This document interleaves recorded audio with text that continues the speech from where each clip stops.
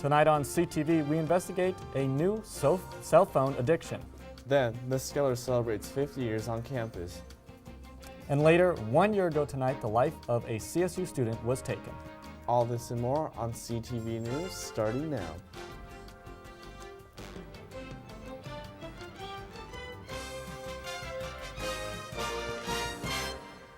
Good evening, Rams, and thanks for joining us tonight. I'm Edgar Studio, filling in for Emma Iannicone. And I'm Ryan Christ. Let's get started. CSU hosted Jared Polis and Walker Stapleton last night for the second-to-last gubernatorial debate.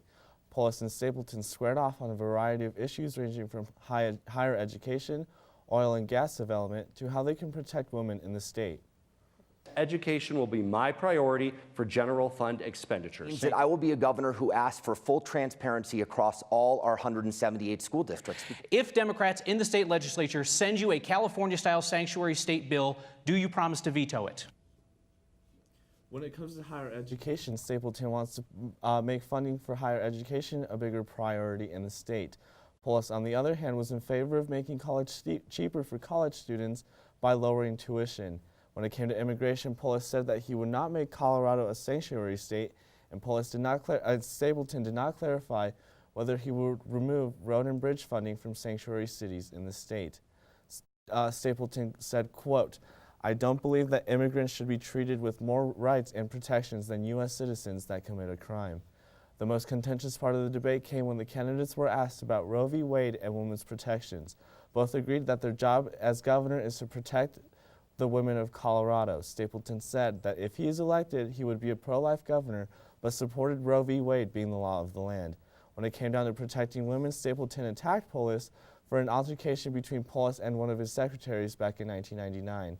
The candidates will face off one last time on October 23rd at the University of Denver. Good news for all students who are still might be looking to make a little bit of money before the holiday season.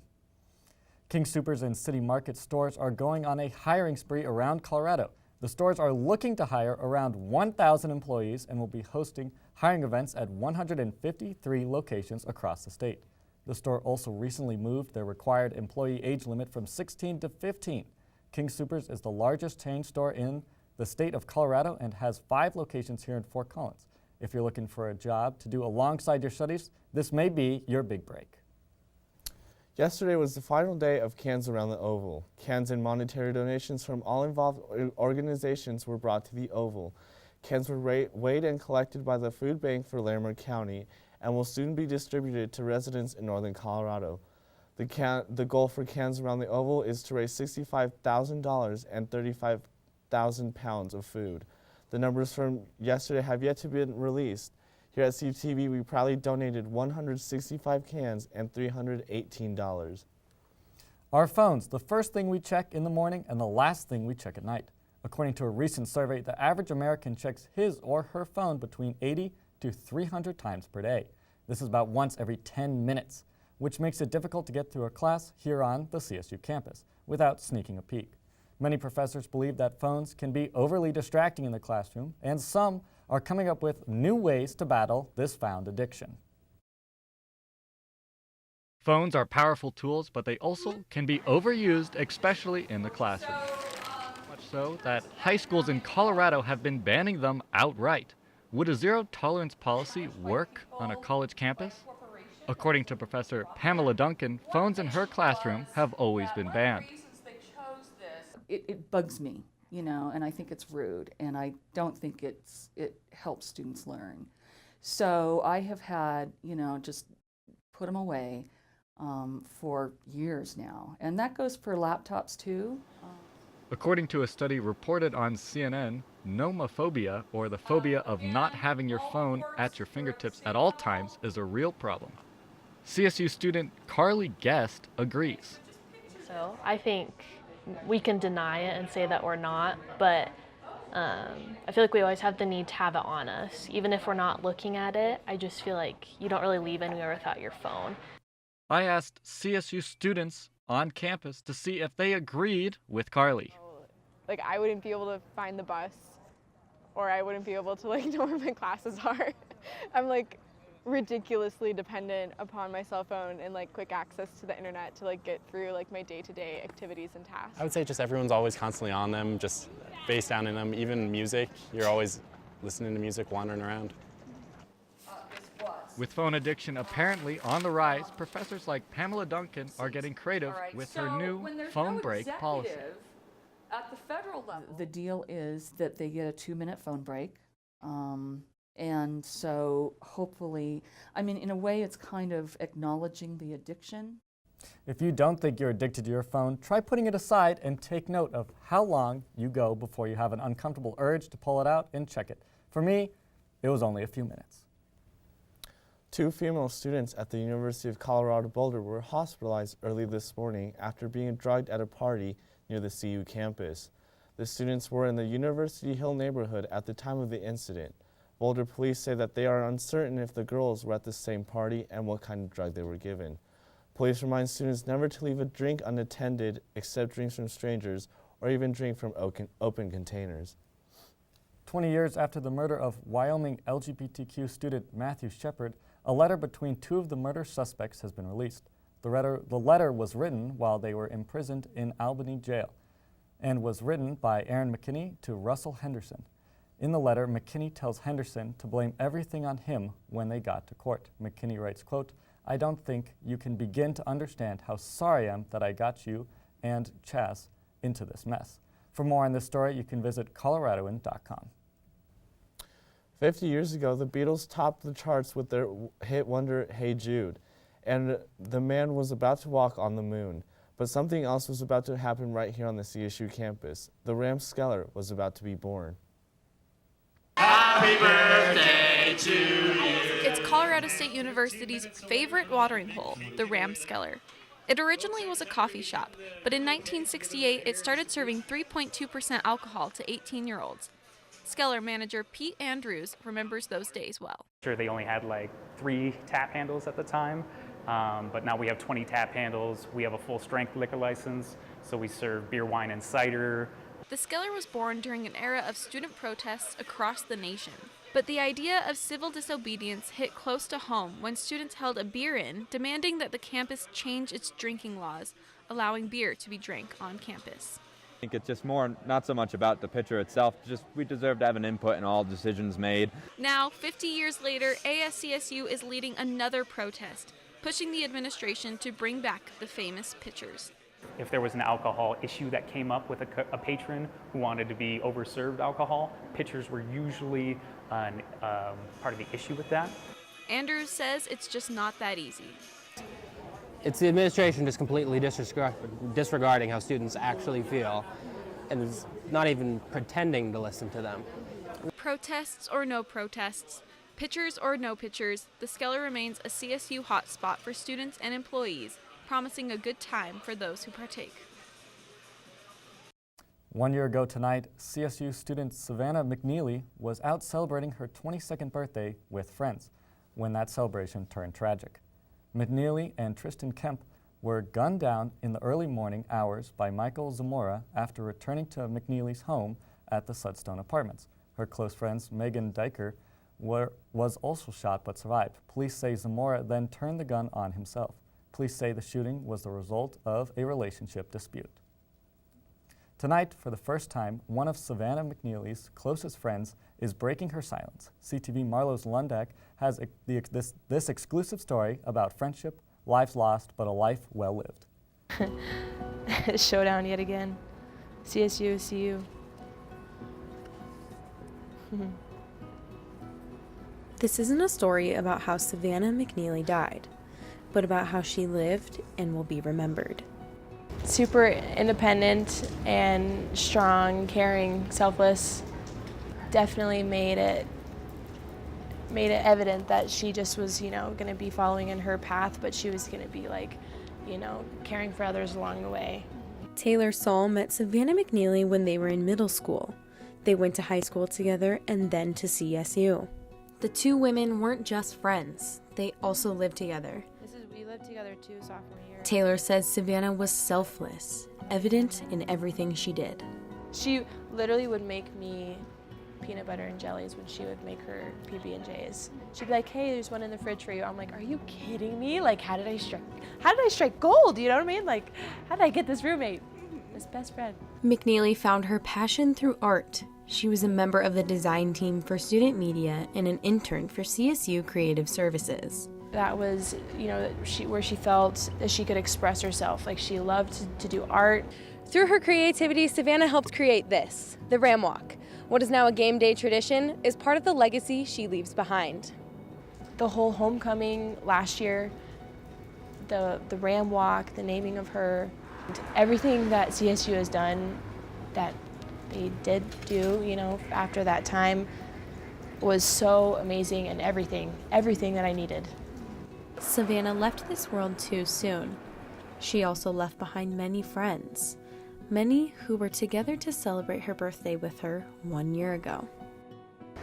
I guess the way we have, you know, honored her and remembered her is just through our friendship, because that's what she offered us, is the best friendship we could have ever asked, and we try to do that for each other. We walked outside this is our freshman year. A life taken too soon, but love and friendship that is eternal. She lives through me every day, and I will never take our friendship for granted. She was the most wonderful human. Well, Marlo, that was such a hard time on campus. How are Savannah friends and family doing? They're doing really well. You know, Taylor said that they're taking it day by day. They're learning to live without Savannah, but they're doing really well. Taylor also told me that this weekend her and Megan, the survivor of the shooting, and a bunch of Savannah's other friends will be going out to the sand dunes and spreading Savannah's ashes. They told me that that was one of her favorite places, and so they're going to really spend this weekend honoring her doing that. So. Well, and what better way to honor her than to put her last remains in her favorite place? Right, really touching, really sweet story. That's great. Well, Rams, that's all we have for you in news. Stay tuned for weather, sports, and entertainment, all coming up next on CTV.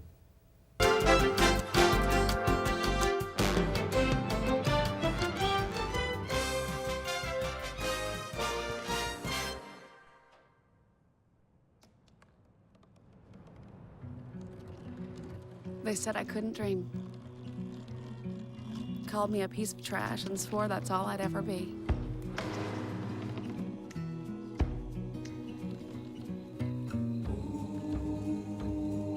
Said a bottle couldn't see the ocean.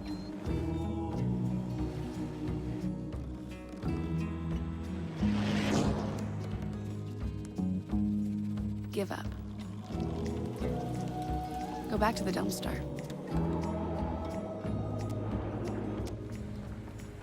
But I didn't listen. I made my way.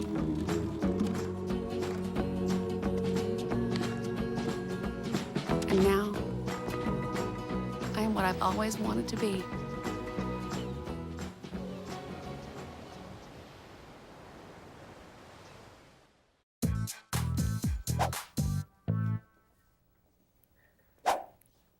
Good evening, Rams. Welcome back to Thursday Weather.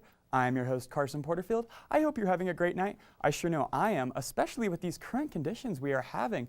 It is currently 54 degrees outside with that sun setting about an hour ago, but it is okay because it is a gorgeous fall night out tonight. And thankfully, that snow hasn't come back like it was on Sunday. It is a great time to go out and enjoy that beautiful Fort Collins weather. Well, it was a splendid fall day today here in FOCO with warm weather and clear skies all day long, with the leaves feeling like a Nature Valley granola bar because they were both crunchy and all over the place. Thankfully, this warm weather will be sticking around for this upcoming weekend and will serve as another reminder of how beautiful our campus is. Looking at tonight's lows, coming onto the east side, or to the west side, things will be a little chilly all across Colorado tonight. Thankfully, in Lamar, it'll be about 38 and 39 in Burlington, with that being about the warmest it's looking. On the east side, coming into the I-25 corridor, it's going to be about 44 in Fort Collins, 46 in Denver, 40 in Colorado Springs, and 40 in Pueblo. Coming over to the other side, 28 in Craig, 34 in Vail, 41 in Grand Junction, 29 in Gunnison, and the coldest it's going to be is going to be 21 in Telluride. Thankfully, tomorrow's day is going to definitely heat up, and we're going to be able to shed those jackets like I have today. Looking over on the east side, 58 in Craig, 54 in Vale, 63 in Grand Junction, 59 in Gunnison, 47 in Telluride, and 59 in Alamosa. Coming over to the I-25 corridor, about 68 in Fort Collins, 66 in Denver, 63 in Colorado Springs, and 70 in Pueblo, with the hottest it being is about 73 in Lamar. So it is going to be an awesome, gorgeous day. So get out there and enjoy it. Looking at tomorrow's forecast is going to be a lovely, sunny, clear day with a high temperature of 68 with minimal wind at about 10 miles per hour coming from the north, and that sun setting at about 6:13. Every day, that sun is getting a little lower, and on November 4th, it is daylight savings, so make sure you are spending those days wisely. Looking at our 5-day forecast, things will be a little cloudy starting the week off on that Monday and Tuesday, with a high of 65 on Monday and a high of 61 on that Tuesday. Thankfully, those clouds will push away going into the Wednesday with a high of 62, but those clouds will be returning right back on that Thursday with a high of 60, and it's going to cool down just a little bit with a high of 58 on that Friday. Well, Rams, that's all I got for you, but up next, we have sports with Jared Stratton. Good night.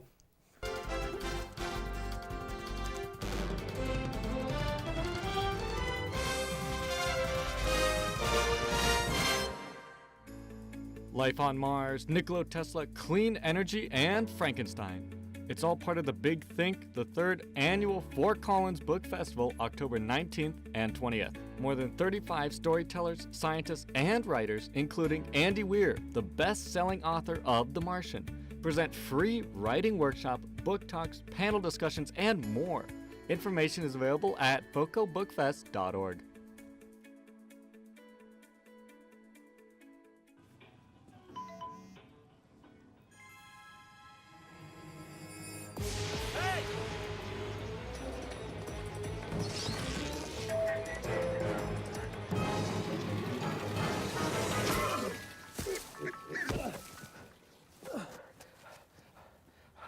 So, same time next week?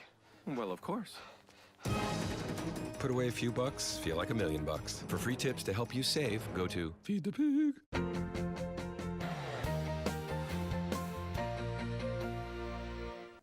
Welcome back from the break in the Thursday Night Sports Show.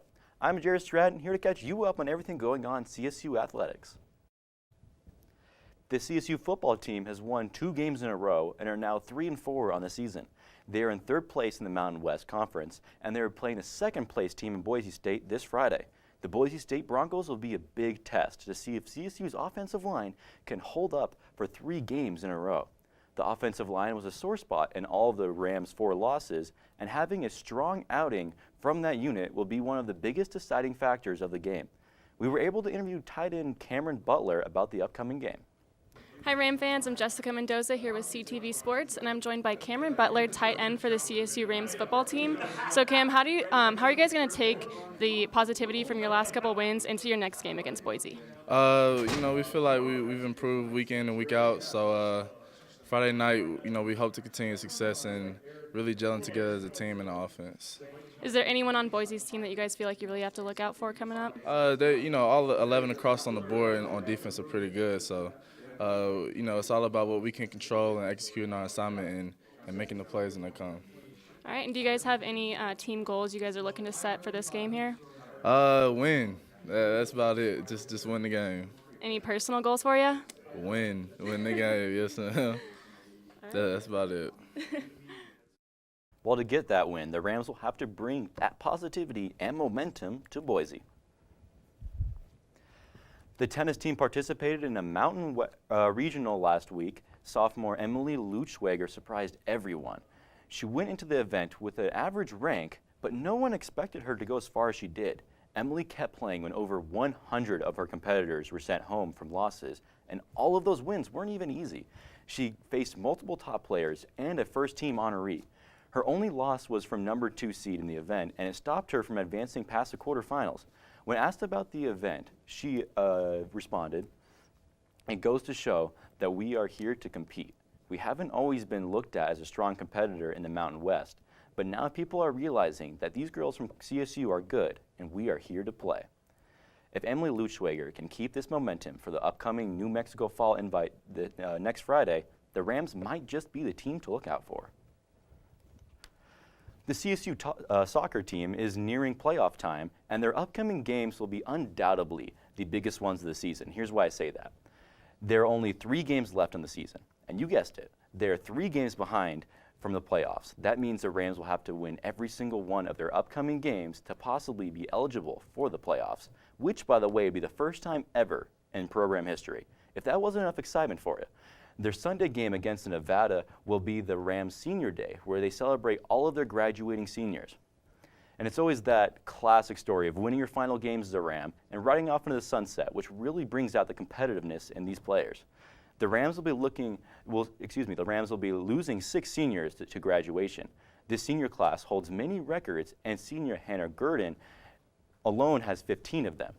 You hear me right. That's 15 records. I guarantee you that you will live up to that reputation this Sunday on Senior Day against Nevada.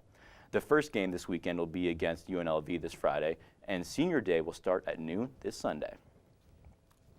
Well, that's all the time I have for you today, but make sure to check CTV Sports on Twitter to keep updated on the CSU volleyball game going on right now. But don't leave just yet. Up next, we have Colin Sanders with some entertainment.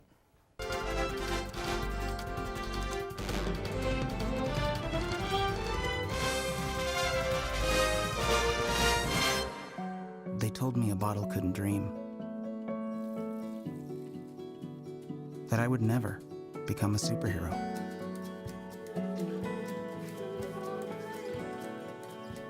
But I learned how to fly. Just to come back in a new disguise. And be the hero that I've always wanted to be.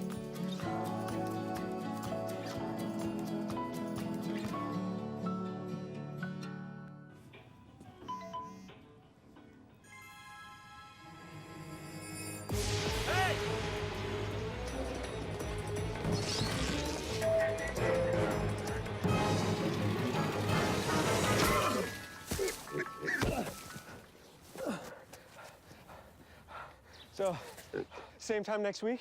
Well, of course. Put away a few bucks, feel like $1 million. For free tips to help you save, go to Feed the Pig.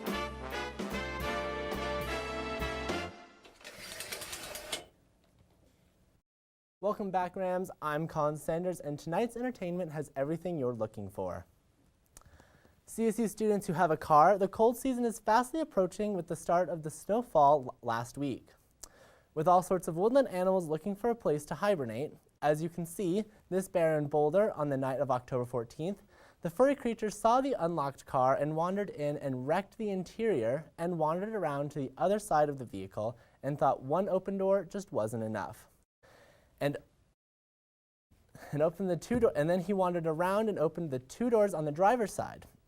Once the damage was done, the bear, I'm assuming, realized the car was not its home, then left the scene before the owners woke up.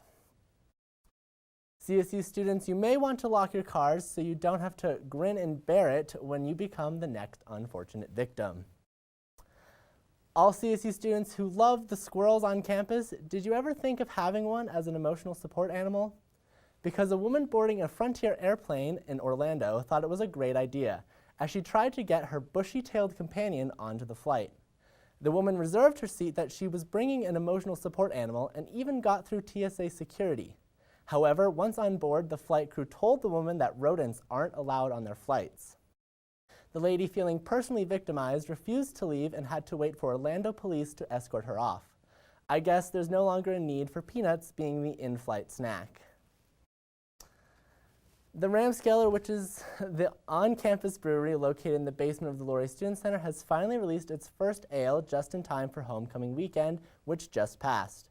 The cold brew was called Ale Alumni in honor of the CSU alum who probably enjoyed the golden ale. The ale was crafted with locally grown barley and malted by a 5th-generation family in Loveland. My mother tried the beer and said it was an incredible flavor and had an even better price of just $5. Hopefully the Skeller brings back pitchers so everyone can easily have their share of the brew. CSU students who love to ride their bikes or use bikes as their main mode of transportation, such as myself, a local business owner, Justin Rain, has just opened up a bike racing team that's main goal is inclusion. The team's focus is opening the biking community up to the LGBTQ community here in Fort Collins. Rain started this team because in sports, the LGBTQ community isn't represented as much as she would like, and thought since bikes are the most used vehicle that is also a sport, Rain figured it would be a good place to start in connecting the athletic world with the LGBTQ world. I hope whoever stole my bike knows about this great biking team and jumps on the opportunity. Halloween is just a couple of weeks away. Do you know what your costume is yet? Or is the weekend before or after Halloween the ideal time to celebrate this Halloween? I went on the street to find out. I was out on the CSU Plaza today asking CSU students about their plans for the spooky holiday. It's Halloween coming up. Are you guys pretty excited for it? Of course. Absolutely. Why are you guys looking forward to it? I just think it's really fun. Like, everyone kind of comes together and, like, we all go out to the bars and everyone gets to dress up. I'm excited to see if anyone will have any new costumes, because I feel like people are constantly, like, repeating the same costumes every year, but it'll be nice to see some, like, new ones, hopefully. I'm pretty excited, yeah. A little bit. Why are you guys excited? Candy. Yeah, candy, decorations. Yeah. Yes, I am so excited. Halloween is my favorite holiday. I'm pretty excited, yeah. What's your favorite thing about it? I like dressing up in costumes and doing like the crazy FX makeup, like the gory makeup, and just kind of, you're not yourself for the night. Do you guys have any costumes you're planning on going as? No. I need to get on that, though. A carton of milk, Perfect. Actually, I'm really into makeup, so I might do, like, a fairy or something like that. Cool. Yes, I will be Tony Frank, but not him as a person. I'll be the 32 squirrels that make up his being. So I'm going to be Peyton Manning's forehead. With Halloween being on a Wednesday this year, a lot of people don't know when it's best to celebrate beforehand or afterwards on the weekend. What are you guys thinking? Always beforehand. I don't even know how that's a debate. Yeah. Both? Both weekends. Dress up and go out and party. Both. Weekend after. Both? Weekend after. Yeah, I like to round up to the next weekend. You get to do it twice that way. So, Ryan, with such a creative costume that you have this year, what do you think about the other students' costumes? Like you were saying, they weren't as creative as mine. Tony Frank, because then if I'm Tony Frank, I can leave the party early and no one will care. Exactly, but I do like, when I was listening to, I do like their other costumes. They are very creative. They're very close to being as creative as mine, and I really enjoy their costumes this year. Yeah, I was a huge fan of the carton of milk. I don't think I've ever seen anyone do that before, and I hope everyone else thinks it's super cool. And speaking of creative costumes, Peyton Manning's forehead, what made you think of something like that? Well, with Peyton Manning being the best quarterback of all time, like as we all know, I thought that would really cement his legacy, just on this complete forehead. That'd be great. And then also, he leads the league in passing touchdowns per game. He almost led it in passing touchdowns. Okay, you lost me there. Thank you guys so much for your feedback, and I hope that CSU students are just as excited for Halloween this year as we are. That's all the time I have for you tonight, Rams. I'm Colin Sanders. This is Ryan Christ and Jared Stratton. Thank you so much for tuning in, and don't forget to tune in next week as the entertainment host Justin for Tuesday night and I explore the Fritzler Farm Park Haunted Corn Maze. So wish us good luck. Good night, Rams.